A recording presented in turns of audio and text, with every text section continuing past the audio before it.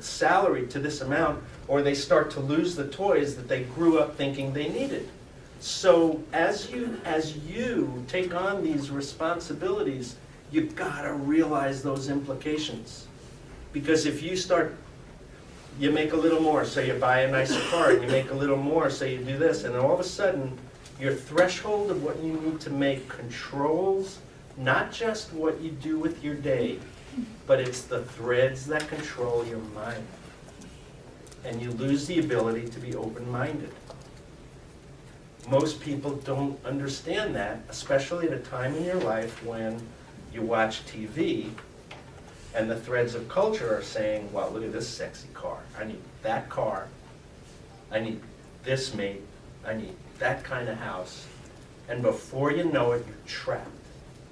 And if there's any message I could give to you all, it's be so aware of that trap. And it comes in little teeny pieces. Oh, here's Upton's. Yeah, he says it so much better than me. Upton Sinclair. It is difficult to get people to understand something when their salary depends upon them not understanding it. It's one of the most powerful cultural quotes I've ever heard. I'll read it again. It is difficult to get people to understand something when their salary depends upon them not understanding it.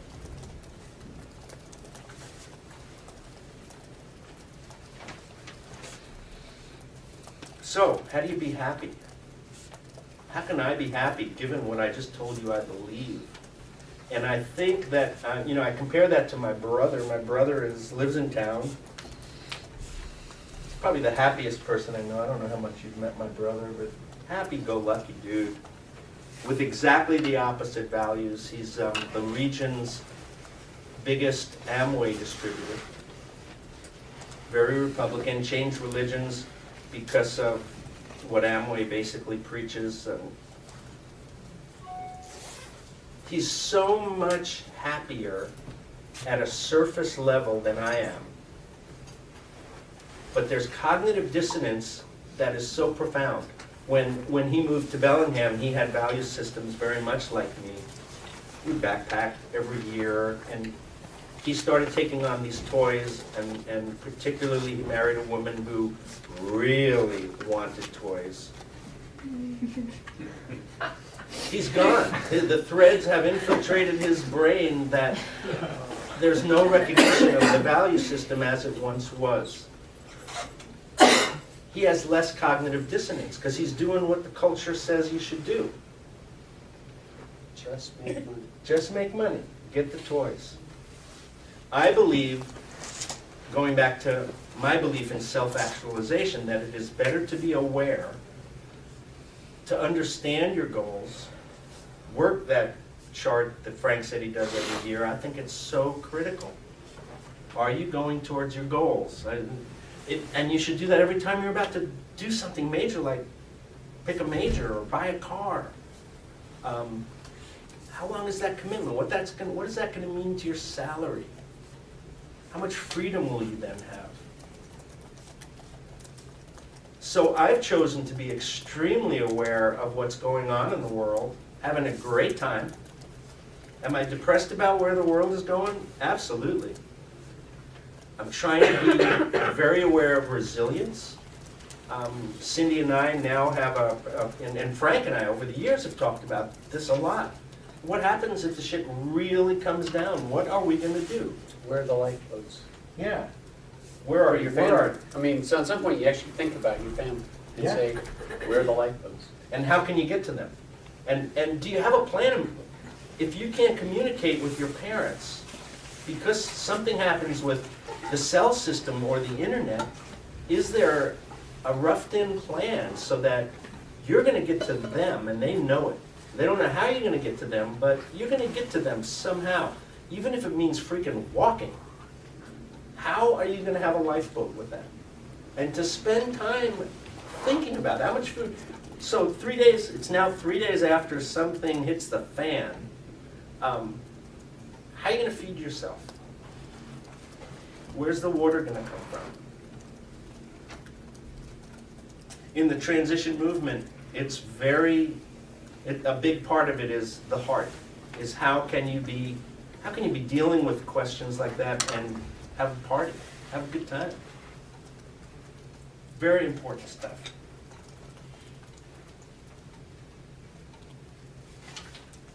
That's it, that's all I wanted to say. I'm gonna let him grill you, buddy. Yeah, grill me. Pick on this guy.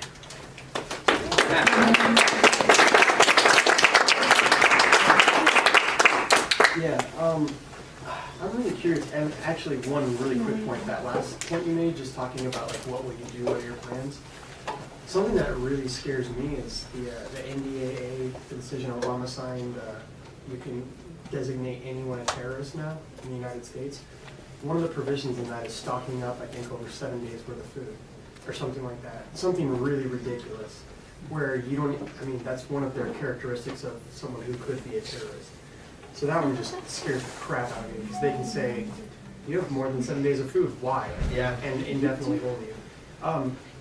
But yeah, one of the questions I had is, you're talking about the Constitution, and I don't think I've ever heard someone talk about the Constitution like you have, to where it's not people not following the Constitution, it's the Constitution itself that is the problem. So I guess what I'm wondering is, when it comes to the Constitution, I remember this quote from Jefferson who said, like, the only way to, I can't remember the exact quote verbatim, but it was something like, the only way to hold our government or those in power from overstepping their bounds is to rein them in by the chains of the Constitution.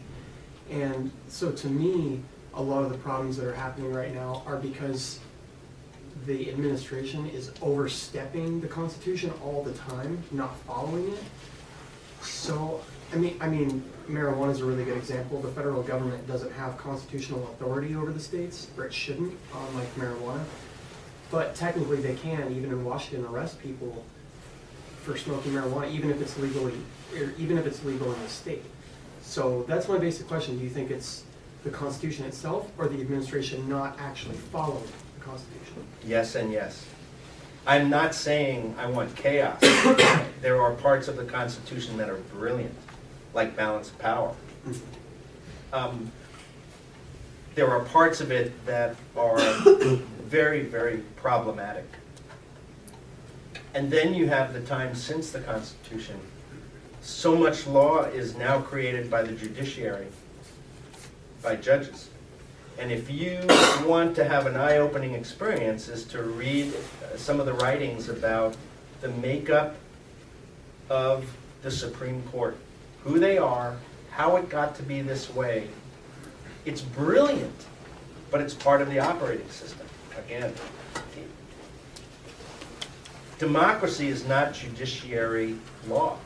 Democracy is supposed to be legislative, where there's a process for the law to be developed, and it's getting more and more away from that because they've so designed the Supreme Court as to be a great way to reinforce the operating system. But one example, and I think it cuts on both ways, but you know, when the Constitution was passed, it was very clearly white men that own property, and that was it. And the brilliance, I think, on the very strong upside is, you know, that has been reinterpreted and reinterpreted and reinterpreted to where, and also modified through amendment, that, you know, most people have a right to vote. Now, there are powerful forces that still act in that sphere, but it's been modified and changed dramatically.